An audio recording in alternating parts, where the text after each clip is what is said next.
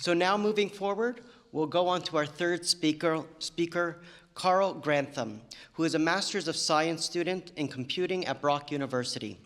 Karl's presentation is titled AI-Enabled Drug Design and Side Effect Prediction, powered by multi-objective evolutionary algorithms and transformer models. Go for it, Karl.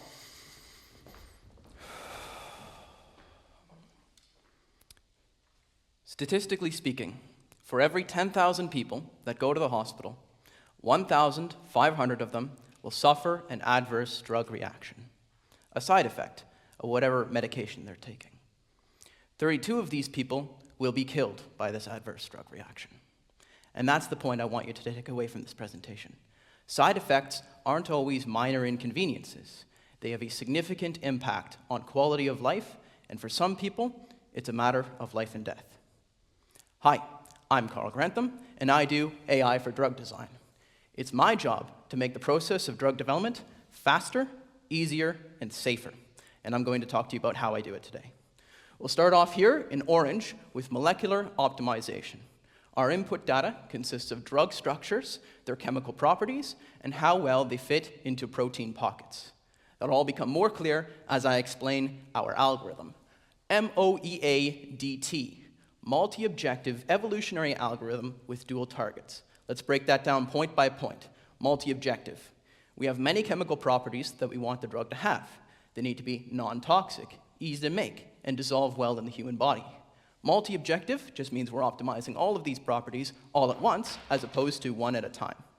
Evolutionary algorithms, very simple. You know how evolution works? Great, it's exactly the same way. You have a population of drugs, you get rid of the bad ones, you mix up the good ones, and after several generations of this, you have some good drug candidates. Dual targets. This is the important part. So we have a protein pocket that's associated with cancer. And in order to treat the illness, the drug has to fit into that protein pocket. Effectively, this allows us to tailor fit the drug to the disease. So that's molecular optimization. So we'll move on to side effect prediction. Aside from what I mentioned earlier, side effects are important in drug development because they can cause late-stage failures in the process. You get all the way to the end, you spend all this time and money developing a new drug, only to find that your side effects are worse than the disease you're trying to cure.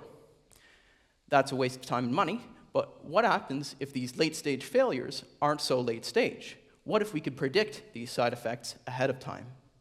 That's the job of our side effect transformer that learns on a data set of drug structures and their associated side effects and learns this association so that when you give it a new chemical compound, it will produce for you a list of predicted side effects.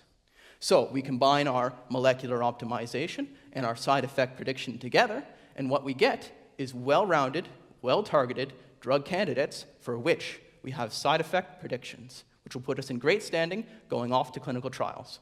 Thank you very much for your time.